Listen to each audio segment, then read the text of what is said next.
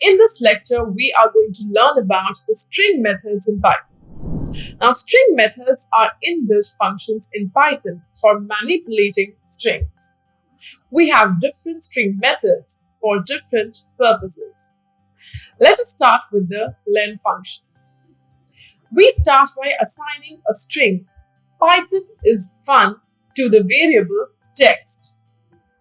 A string is a sequence of characters enclosed in quotation marks. We use the len function to determine the length of the string. The len function is a built-in function in Python that returns the number of characters in a string. Finally, we print the length of the string using the print function. The print function outputs the value inside the parentheses to the console. So when we run the code, it will output the length of the string Python is fun. In this case, the length is 14, including the spaces and punctuations. The function len counts every character in the string, including spaces and punctuation marks. Therefore, the output of the code will be 14.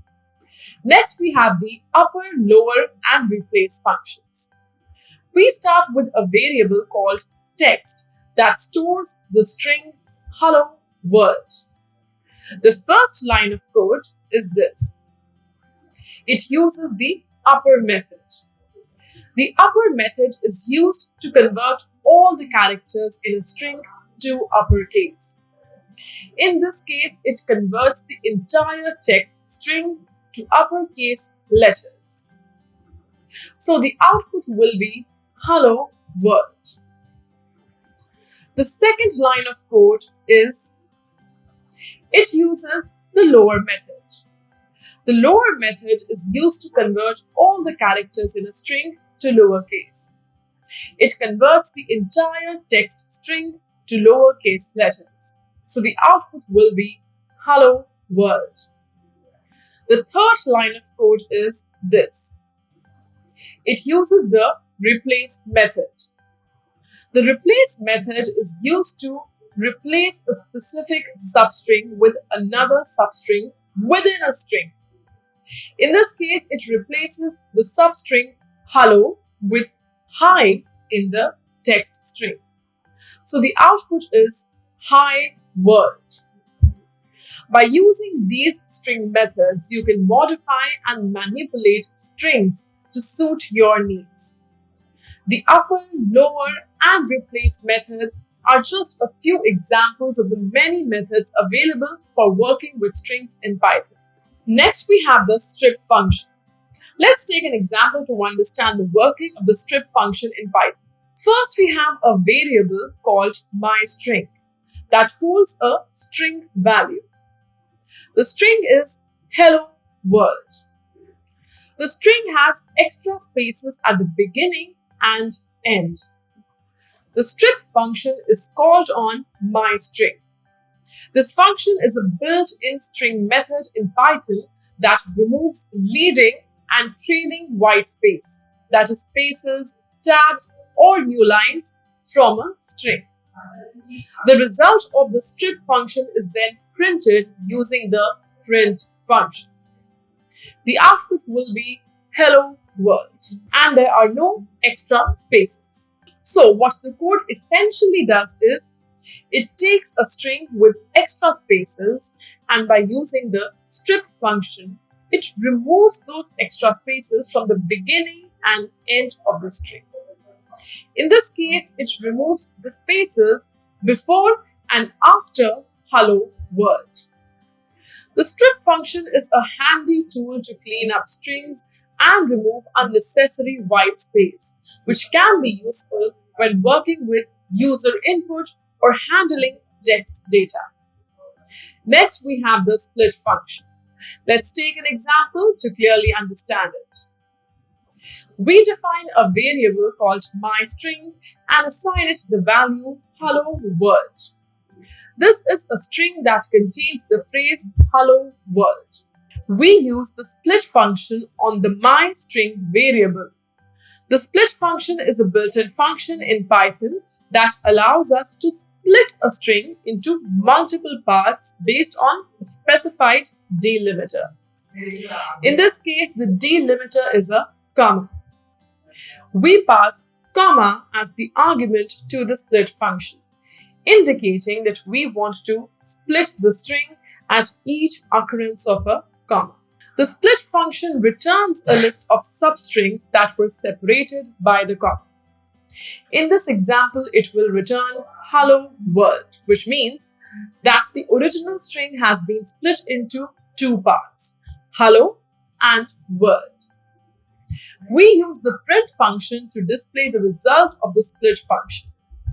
In this case, it will output hello world. So the purpose of this code is to demonstrate how the split function can be used to split a string into multiple substrings based on a specified delimiter. In this case, it's a comma. It's a useful function when you want to extract individual components or words from a string based on a specific pattern or character. Next, we are going to learn about the ends with and the starts with function. Let's take an example. In this code, we have a variable called myString that holds the value hello world. The first line initializes the myString variable with the string value hello world. The next line uses the starts with function to check if the myString starts with the substring hello. The starts with function returns true if the string starts with the specified substring and false otherwise. In this case, since the myString starts with hello, the output will be true.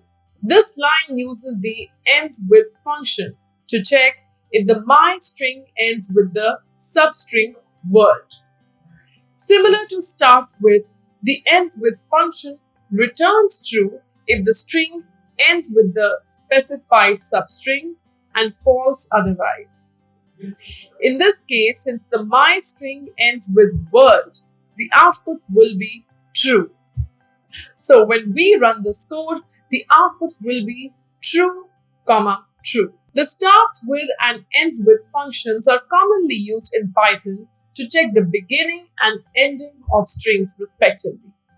They can be helpful in various scenarios like checking if a file name has a specific extension, or validating input formats, or filtering data based on certain prefixes and suffixes. Next, we have the count function. Let's again take an example to understand it better. We define a variable called myString and assign it the value hello world. This variable holds a string of characters. We use the count function to determine the occurrence of a specific character or substring within the string.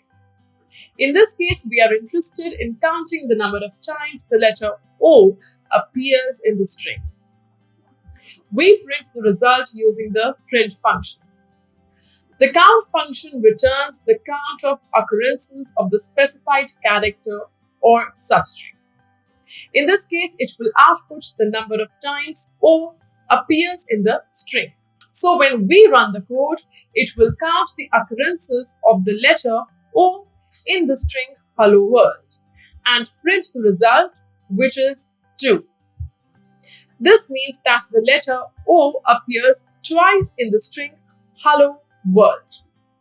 The count function is a useful tool for finding the frequency of a specific character or substring within a given string. Finally, we have the join function. Let's try to understand the usage of the join function with the help of an example. In this example, we define a list called mylist that contains two string elements, hello and world. The join function is used to concatenate the elements of a list into a single string. In this line, we apply the join function to mylist and specify the string as the separator. So the join function takes each element from mylist and combines them into a single string, separated by the specified separator, in this case, a comma.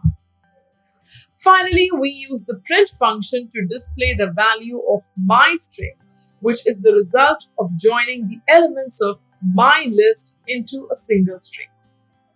The output will be hello world. So in summary, the code takes a list of strings hello and world and uses the join function to combine them into a single string with a comma and a space between the elements. Then it prints the resulting string. And with this, we have reached the end of the lecture. I hope everything that we discussed in this lecture is absolutely clear to you.